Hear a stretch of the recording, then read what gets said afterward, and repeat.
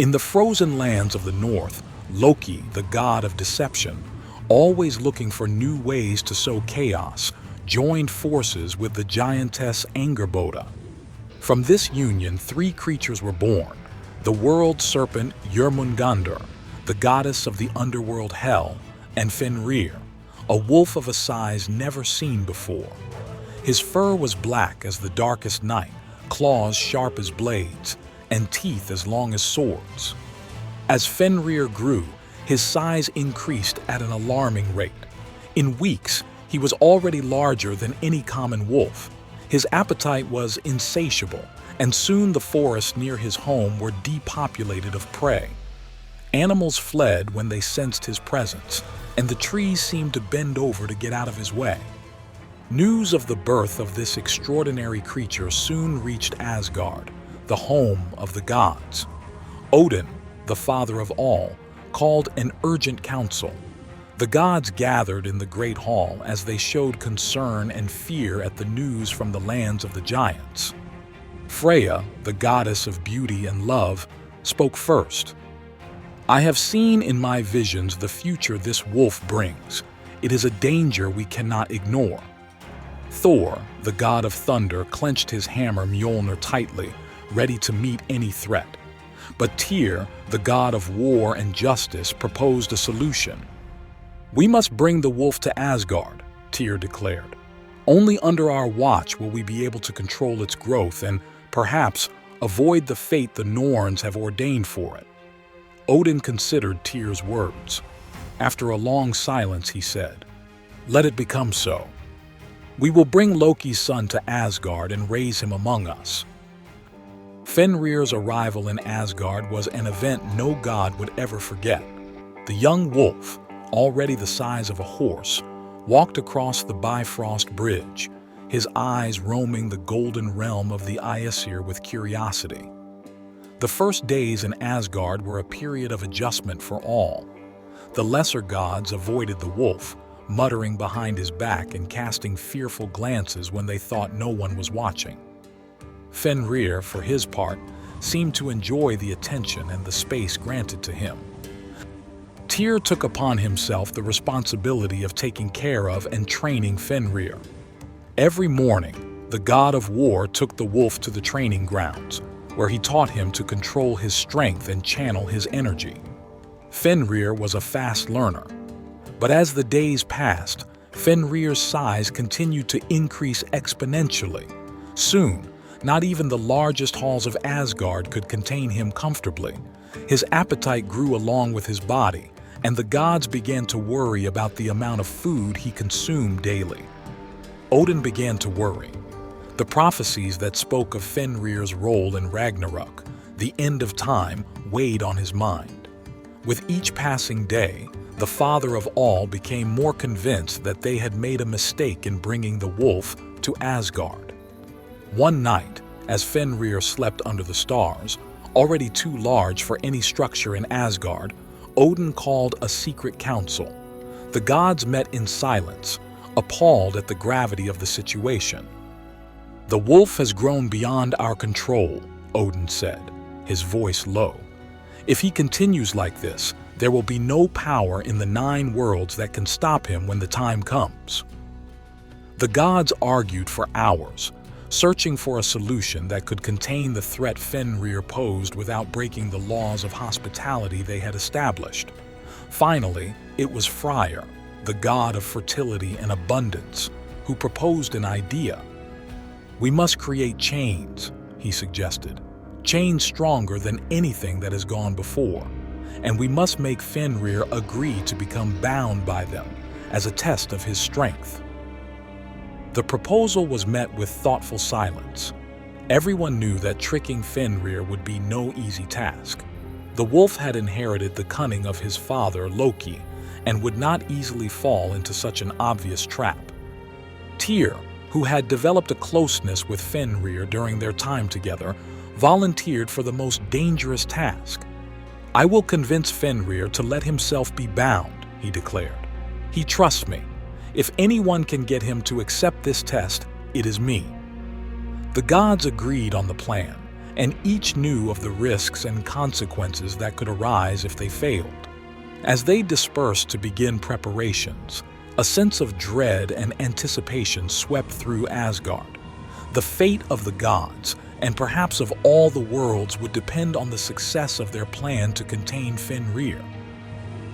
And so Tyr approached Fenrir, who lay in a corner of the room, his yellow eyes glowing in the gloom. "I will bring you food every day," Tyr told the wolf. "Trust me," Fenrir growled softly but did not refuse the offer. Thus began the days of Tyr feeding the wolf, gradually gaining his trust. Meanwhile, the other gods worked in secret. They forged a chain called lighting, made of the strongest metal they could find. When it was ready, they presented it before Fenrir. "Great Fenrir," said Odin, "we have created this chain as a test of your strength. Dare you try it?" The wolf eyed the chain warily, but his pride got the better of him. "Very well," he growled, "bind me." The gods wrapped lighting around Fenrir, securing it tightly. When they were done, they stepped back, holding their breath. Fenrir stretched and, with a single movement, the chain snapped into 1,000 pieces. The gods tried to hide their disappointment and fear. "Impressive," said Thor, picking up the remains of lighting. Undaunted, the gods set to work on a second chain, even stronger than the first. They named it Droma, and it was twice as thick as lighting. Once again, they presented the chain to Fenrir. The wolf eyed it suspiciously. "If I break this chain," he said, "my reputation will grow even more." The gods only looked on hopefully. Fenrir allowed himself to be bound with Droma, this time tighter than before. The links creaked under the strain. Fenrir jerked once, and the chain held. The gods held their breath, but with a second, more powerful movement, Droma snapped as if it were made of straw. Fenrir's roar of triumph shook the walls of Asgard. The gods looked at each other, fear visible in their eyes. 2 failed attempts had made the wolf even more cautious and proud. After the failure of lighting and Droma, the gods met in secret, away from Fenrir's ears. They knew they needed something special, something that the wolf could not break with his brute strength. Odin spoke first. "We must go to the dwarves. Only they have the skill to create what we need." Freyr, the god of fertility, said, "I know a group of dwarves who live deep in the earth. They are the most skilled of all." Wasting no time, Freyr set out for the dwarven realm. He descended through dark caves and narrow passages until he came to a large cavern lit by the glow of burning forges. The dwarves, small but strong, listened to Freyr's request. The oldest of them spoke. "What you ask is difficult, but not impossible. We will create a bond that not even Fenrir will be able to break." For days and nights the dwarves worked tirelessly. They did not use metals or common materials, but magical elements. They gathered the sound of a cat's footsteps, so quiet they were almost inaudible. They collected a woman's beard, something as rare as it was precious. They extracted the roots of a mountain which extended into the heart of the earth. They obtained the sinews of a bear, strong and flexible. They captured the breath of a fish, elusive and slippery. And finally, they collected the saliva of a bird, light as air. With these 6 impossible ingredients, the dwarves braided a ribbon that seemed as thin as silk thread but concealed unimaginable strength. They called it Gleipnir. When Freyr returned to Asgard with Gleipnir, the gods marveled. The ribbon was soft to the touch, almost imperceptible, but when they tried to break it, they discovered it was stronger than any chain. Odin took Gleipnir in his hands and examined it with his wise eye. "This," he said, "is what we need to contain Fenrir." But Tyr, who had spent all that time feeding and caring for the wolf, warned, "Fenrir will not let himself be bound easily. After lighting and Droma, he will be suspicious of anything we present to him." The gods debated long and hard about how to convince Fenrir to let himself be bound with Gleipnir. They knew that the wolf's pride was great, but so was his cunning. Finally, they decided that they would appeal to that same pride. They would present Gleipnir to him as a game, a challenge to his strength. With the plan drawn up, the gods prepared for the final encounter with Fenrir. They took the wolf to the island of Lyngvi in the lake Amsvartnir, a secluded place where they could control him if things went wrong. Fenrir followed them, curious but cautious. When he saw the thin ribbon in Odin's hands, he let out a wolfish laugh. "Is that what you intend to bind me with? It looks like a simple thread." Odin smiled, hiding his nervousness. "This is Gleipnir, the strongest of all bindings. We dare you to try it." Fenrir eyed the ribbon suspiciously. He sniffed the air as if he could detect the magic it contained. "I have broken chains thicker than Yggdrasil's trunks," he growled. "Why should I fear this thread?" Tyr approached the wolf, his face serious. "Fenrir, I assure you there is no trick. This ribbon is only a test of your strength." The wolf shook his massive head.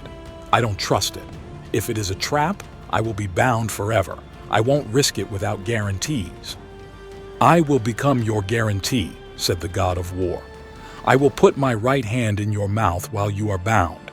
If it turns out to be a trap, you will be able to tear it off." Everyone knew what that offer meant. Fenrir stared at Tyr, looking for some hint of deception in his eyes. "Very well," the wolf finally said. "I accept your offer." Tyr stepped closer to Fenrir. Slowly, he reached out his right hand and placed it between the wolf's jaws.